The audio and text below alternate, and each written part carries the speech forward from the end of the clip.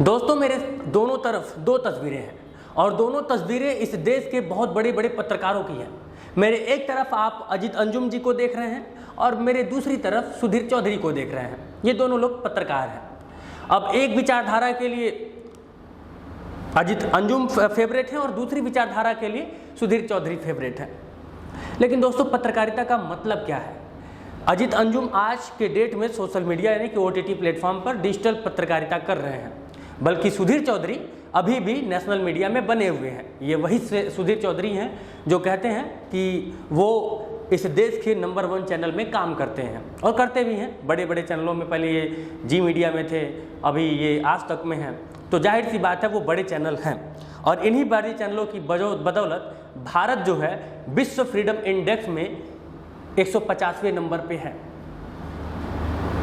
अब इसको समझिएगा कि आज मैं इन दोनों लोगों की बात क्यों कर रहा हूं। सुधीर चौधरी एक ट्वीट करते हैं, ट्वीट में लिखते हैं, जो लोग कामयाब नहीं हो पाते वो कुंठित हो जाते हैं। मैं उनकी कुंठा समझ सकता हूं, मेरी पूरी हमदर्दी उनके साथ है। उनकी रोजी रोटी अगर मेरे नाम से चलती है तो भगवान उनकी रोजी रोटी बनाए रखें। यह बात सुधीर चौधरी, अजीत अंजुम और उनके जैसे लोगों को, जो लोग सुधीर चौधरी को बार बार टारगेट कर रहे हैं, क्योंकि सुधीर चौधरी का जो बयान होता है वो हमेशा से, कभी भी वो मौजूदा सत्ता शासन से सवाल करने से वो हमेशा से बचते रहे हैं। उनका ज़्यादातर जो थंबनेल आप देखेंगे वो हिंदू मुस्लिम, पाकिस्तान हिंदुस्तान और इसी तरह का ज़्यादा रहता है। जो भारत के जेन्युइन मुद्दे हैं, अगर उस पर भी वो बात करते तो शायद मैं उनको बेहतर पत्रकार कहता, लेकिन अभी वो बेहतर पत्रकार इसलिए नहीं है क्योंकि उनको हिंदू मुस्लिम और चाइना हिंदुस्तान पाकिस्तान करने से फुर्सत नहीं मिलता है। सरकार की जो कमियां हैं उन पर ये सवाल नहीं उठा पाते हैं। क्यों नहीं उठा पाते? पूरे देश पूरे दुनिया जानता है। अब जब इन्होंने ट्वीट कर दिया तो उसके बाद अब अजीत अंजुम का एक वीडियो, जो अजीत अंजुम ने इन्हें जवाब देते हुए बनाया है, और उस वीडियो का टाइटल है, अजीत अंजुम ने जो सुधीर चौधरी को जो जवाब दिया है उसको भी आपको देखना चाहिए। तो देखिए अजीत अंजुम जी का यह 5 मिनट का वीडियो। कल जब मैंने अपने वीडियो में इसकी करतूतों का खुलासा किया तो इसने मेरा नाम लिए बिना अपने ट्विटर पर आधी रात को लिखा। क्या लिखा सुनिए। जो लोग कामयाब नहीं हो पाते हैं वो कुंठित हो जाते हैं। उनकी कुंठा समझ सकता हूं, मेरी पूरी हमदर्दी उनके साथ है। उनकी रोजी रोटी अगर मेरे नाम से चलती है तो भगवान उनकी रोजी रोटी भी बनाए रखे। जाहिर है इसका इशारा हम जैसे लोगों की तरफ ही है। जवाब तो देना होगा। तो अब मेरा जवाब सुन लो। तिहाड़ रिटर्न वसूली चौधरी, अगर वसूली करना, ब्लैकमेलिंग करना, जेल जाना, नेताओं के लिए सुपारी जर्नलिज्म करना, हिंदू मुसलमान को लड़ाने वाला नफरती एजेंडा चलाना, यह सब अगर कामयाबी है तो ऐसी कामयाबी पर मैं थूकता हूं। जिसे तुम अपनी कामयाबी मानते हो वो दरअसल बेईमानी और धूर्तता का वो रसायन है जिसके लेप में तुम आपाद मस्तक लिपटे हो। तुम्हारी जैसी कामयाबी पाने की बजाय मैं हमेशा के लिए खत्म हो जाना पसंद करूंगा। तुम्हारी रोजी रोटी मोदी की सत्ता की आरती उतारते हुए, नफरत का एजेंडा चलाते हुए चलती है। मेरी रोजी रोटी की चिंता मत करो। तिहाड़ रिटर्न वसूली चौधरी। लोगों की बेइंतहा मोहब्बत के दम पर तुम जैसे लोगों की कामयाबी को मैं फरेब के सिवा कुछ नहीं मानता। ऐसी कामयाबी तुम्हें मुबारक। रीढ़ की यह हड्डी जो तुम में है नहीं, वो मुझे मुबारक। शायद पता भी ना हो कि रीढ़ की हड्डी होती कहां है।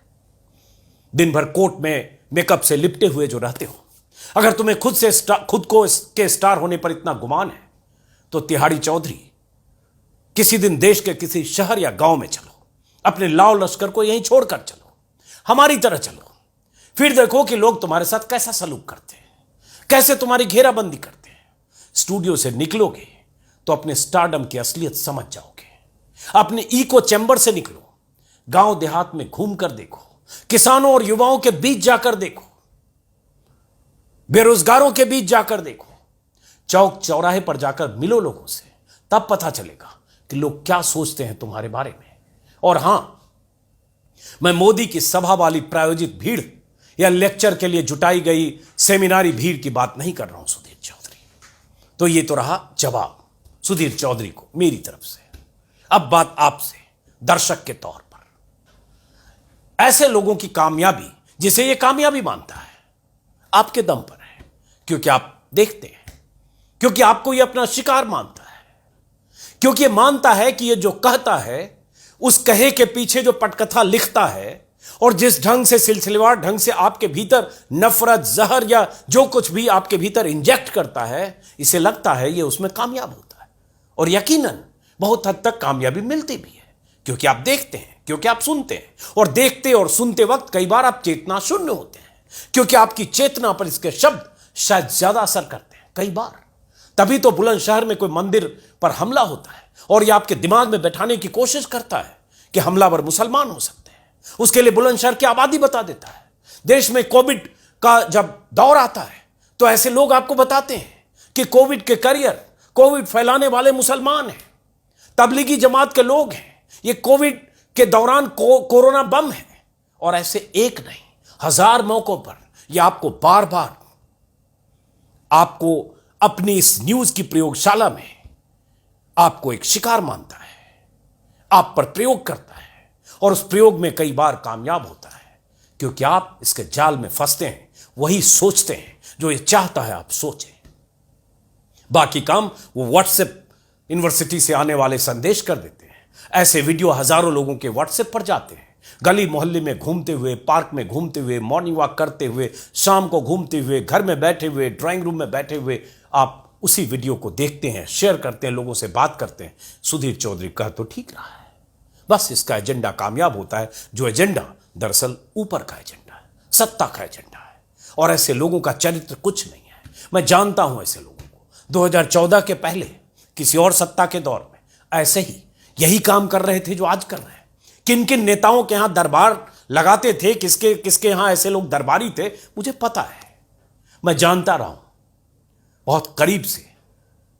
आसपास की खबरें, रिपोर्टर के जरिए वो तमाम जानकारियां, चूंकि न्यूज चैनल में रहा हूं, आती रही है। सत्ता बदली, इसने निष्ठा बदली। कल को कोई और सत्ता में आएगा तो फिर ऐसे ही सत्ता के सामने नतमस्तक होकर यही करेगा जो आज कर रहा है। लेकिन आज दौर मोदी की सत्ता का है, इसलिए आज मोदी के सामने नतमस्तक है। और जो ये कर रहा है, जो दरअसल हर रोज ये कलंक कथा लिख रहा है, उसको ही अपनी कामयाबी मानता है, और इसके लिए जिम्मेदार आप लोग हैं। फिलहाल इस वीडियो को खत्म करते हैं, फिर मुलाकात होगी। ऐसे लोग टेलीविजन चैनलों पर कुछ कहें, कुछ बताएं, कुछ आपके दिमाग में डालने की कोशिश करें, तो एक बार अपने दिमाग का इस्तेमाल कीजिएगा, समझ में आएगा कि आपके साथ क्या हो रहा है। इस वीडियो को खत्म करते हैं, फिर मुलाकात होगी।